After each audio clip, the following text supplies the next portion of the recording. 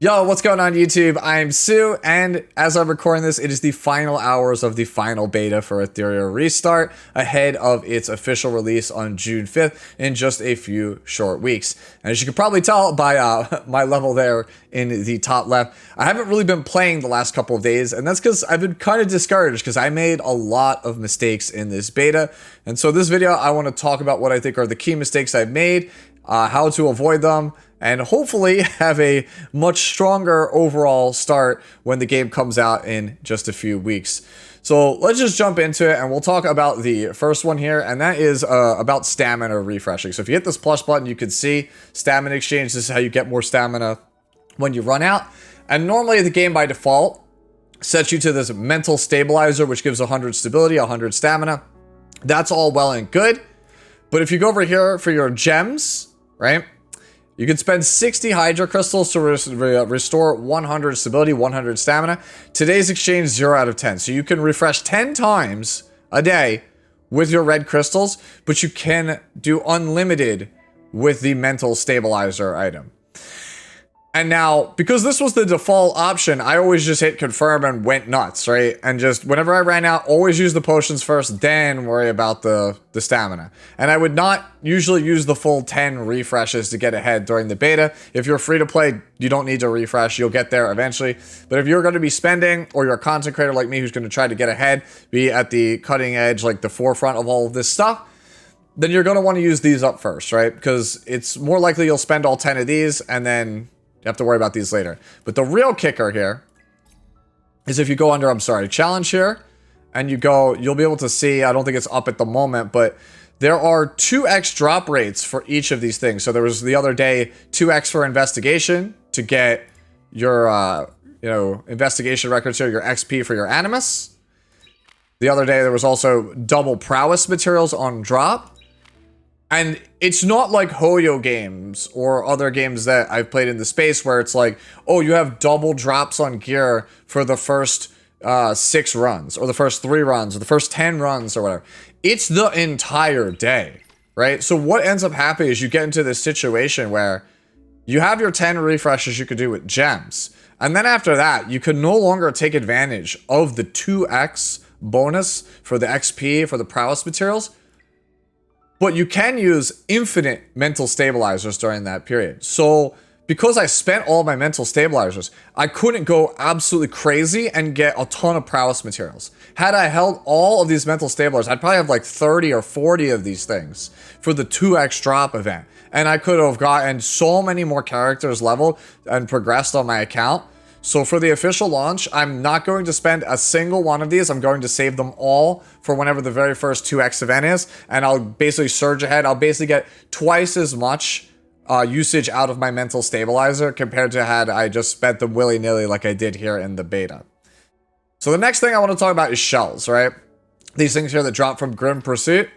I did not farm that many shells in the beta, because they always felt like an afterthought. Like, why would I farm shells? Like, they're like artifacts in Epic 7. They're important, but they're not super important until the end game. Gear is more important. Getting my characters leveled up, my prowess leveled up on my characters, that's more important because that's guaranteed stats. And then you actually like sit here and you look at the shells, right? So like I have right now on Rosa this shell here, and you can see it gives like 400 and change attack and then 27 speed. This is a yellow one that I maxed out. If you look at the red ones, which you'll get in the rank 30s, right? Like this one, White Fang here, it's half the level of the 40, but it has almost 2/3 of the speed, and it has literally 75% of the attack. So I did not farm enough, right? I started to in the last couple of days. I started to farm these red shells. Had I farmed shells more frequently, these things give more bonus stats than anything, right? Like if you look at some of the ones I have on my characters, right? Like this gives 9 speed. This is 36 speed on just this one, and that's a yellow. Had I had this on a red, it would probably be like 45, maybe even 50 speed. It's just so much more value than pretty much any of the modules early on. Like modules are great and all, but I really think the power is in the shells. And I honestly like kind of messed up because from like 30 to 40, what I really should have been doing and I wasn't actually doing is I should have gone over here And I should have farmed Nico Nana as soon as it was available to get more of these, because these just give so much more than the other yellow ones that I had been running for like 15-ish levels, right? So I really neglected shells, and that was like a big oopsie, my bad, right? I really should have been able to farm more of these. I think I would be able to push much further, much faster had I not really ignored these. Like, I didn't really start farming Nico Nana until like rank 38 or rank 39, and that's really like too little too late at that point. If you can clear the highest tier shells, like, you should be farming these as soon as possible, right? And I've talked with other friends of mine, like Drac. Drac currently is like, I believe, let me see on the leaderboards, right? Drac should be, I believe, like pretty up here on some of these leaderboards for clearing stuff. For PvE, talking to him, he primarily farmed shells and kind of largely ignored modules. And I can already see he's like 4, 5, 6 levels ahead of me, like I felt like at all times. And it was because, you know, one, yes, he did spend a little bit of money, but two, it was largely because he was farming smarter than me. He was farming shells when I was struggling to just get, like, you know, random like yellow equipment, like yellow modules, right? Had I farmed shells, I would have been stronger for less investment. So in the final version, I think farming shells is just going to end up being the smartest thing to do. I mean, there's probably a reason why it's the #1 thing on the list. It's the first item on the actual list. Speaking of investment and progression, as you can see, I have a lot of 5 stars like invested in here in the beta, like that I was trying out, Mia, Bayenton, things like that. I kind of should not have been spending this much on all the various different SSRs. Instead, I should have focused heavier on the SR characters, right? Like, I started with Chiaki the Echo, and I kind of dropped her. That was definitely a mistake. Like, a lot of the SR characters that I invested in early on, they kind of fell by the wayside. I had a plan to use Rin, didn't really end up using her. And so I kind of focused all of my stuff into my SSRs. And what ends up happening, right? When you look at the prowess, right, you need these gold lattices and stuff to actually level up your skills on your SSR. These are super rare. These are like Mulligoras in Epic 7. In the like 10 days or so that this beta was out, I got like maybe 5, 6, 8, something like that. Maybe like not even 10 of these in the beta. But the game was just absolutely showering me with these purple ones, the evolution lattices for the SR characters. I could have easily maxed out like 4 or 5 SR characters. Like, I spread myself really thin. That's something that we're going to talk about after this. I spread myself really thin, but if had I focused on like just only leveling like Gray, Marvel, Chiaki, and like probably Sonya, right? Like, had I focused on only these, I guess Kraken to a lesser extent, but like, if I just picked like 3 or 4 of these and just went all in on them, it would have been way better than just being like, well, I gotta get prowess for Rosa, and prowess for Heinrich, and prowess for Tiamat, and prowess for Bayenton, right? Like, I started just prowessing everybody when I could have just hyper focused on one person, been more stamina efficient. Had I just like maxed out Kraken, right, as my control character, and like Gray as my death breaker, and not worried about investing in too many people, again, I think I would be able to push a lot farther, a lot faster, right? And as to build off of this, we talked about it already, but I definitely spread myself too thin, right?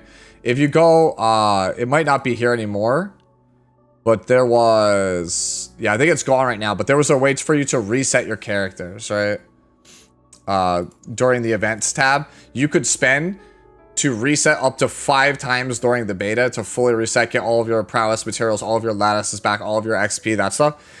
Cost 200 gems per time you did it. So it was 200, then 400, then 600, then 800, then 1,000. I used up all 5 of mine. So I used 5 resets. I definitely kind of spread myself way too thin. So for the release, I'm going to be hard focusing on only a small subsection of SR characters, get them fully maxed out, make them the core of my farming team, so that way I can, you know, once everything is kind of finished, ironed off with just like my low rarity stuff and they are my farming team, I can then take my time and look at the SR characters I have and pick the best one that I should level next. Like, so if I need a tank at that point, then I pick Tiamat. If I need the Dispeller, then I pick Heinrich. Instead of trying to level every single SR evenly, and it's basically just completely tanking my progress as a result. So finally, the last one to talk about is actually here under summons, and that is the selective summon, which obviously I don't have anymore. I used mine to pick up Rosa, right? Because I really, really like the character's design. I thought she was going to be pretty good, and to be fair, she is very good, just not till later. And I do like the character's voice actress. So I just took, right off the bat, Rosa from my selective summon. And so what ended up happening for the longest time is because I had Rosa, I did not have a tank.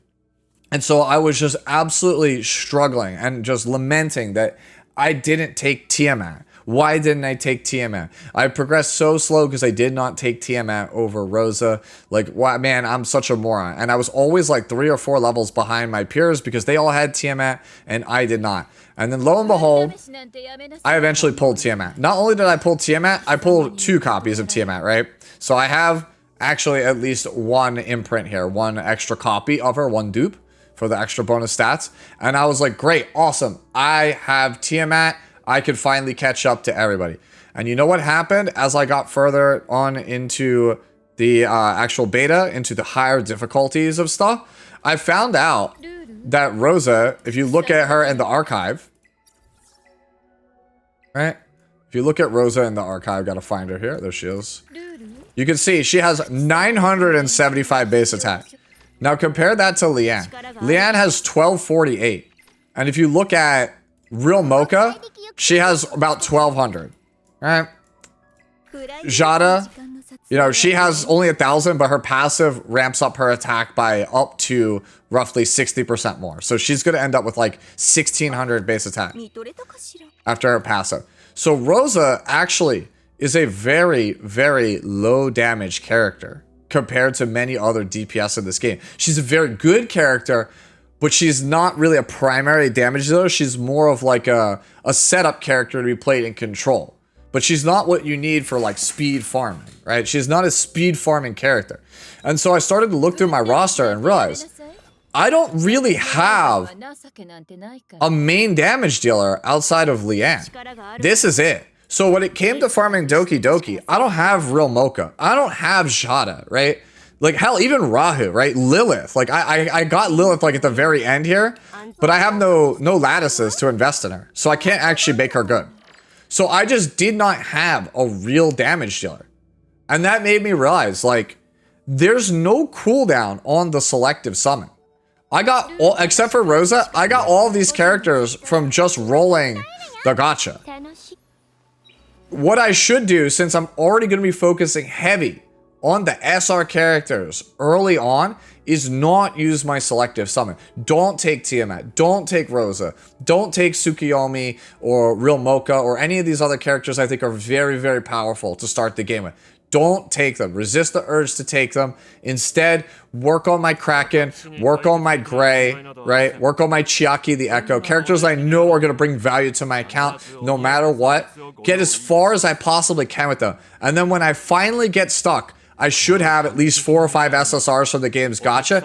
That's when I think I need to use my selective summon to pick the thing that I am missing. So if I don't get a Tiamat and I need a tank, then in like rank 30, like around rank 30 something, I take the Tiamat then. Or if I get to where I'm at now, where I'm at rank 40, I have great tanks. I have great control characters like Marvel, invest in. I have great healers. I don't have damage those. I couldn't take Real Mocha. Like if I had Real Mocha right now, I could easily clear way more stuff than I am right now. So I think, especially if you're free to play, I think you should resist the urge to go for the selective summon early on. Instead, try to push as far as you can free to play until you get to a point where you know, I don't have good damage dealers. I don't have good tanks. I don't have a good support. I don't have a good healer. To be fair, it's kind of hard to not have a good healer considering the game gives you Ling Luo. But you get my point. By resisting the urge to pick up a character at the beginning as a starter, it will be better for you in the long run. Because nothing would suck more than you take like Real Mocha as your starter and then like the third multi on the primary banner, you get a Real Mocha. That could have been anybody else. Now, I know what you're probably thinking, like, yeah, you could get the dupe no matter what. You could wait till like rank 30, get Tiamat, and then pull her on the next multi. That's fine. But by waiting longer, you get to see more of how your entire account pans out. And to me, as somebody who plays these games free to play or very low spending, that's the smartest thing to do, in my opinion. I think that's the #1 mistake I made, is not holding on to my selective summon as long as possible. So basically what I'm saying is resist the urge to roll for hot waifus at the start. I know it's going to be a struggle. If you can make it like a week into the game's official launch and push really far into the game, you'll probably have a pretty good idea of what you're missing at that point, and then you could use your selective summon to pick it up. Anyways, it's a little bit rambly, but yeah, those are the major mistakes I feel like I made in Etheria Restart's final beta. Let me know if you agree or disagree with me, or also just let me know what mistakes you made down in the comments below. I would love to hear from you. What lessons did you learn for the beta? Because again, I made a lot in this. Like, this is like my second or third time through one of these betas or early access periods, and I'm still learning every single time. Etheria Restart is surprisingly a difficult game to get everything down pat for your starting progression. So again, I would love to hear any and all comments from you guys down below. And as always, enjoy the rest of your day, the rest of your week, and I'll catch you in the next one. Later now.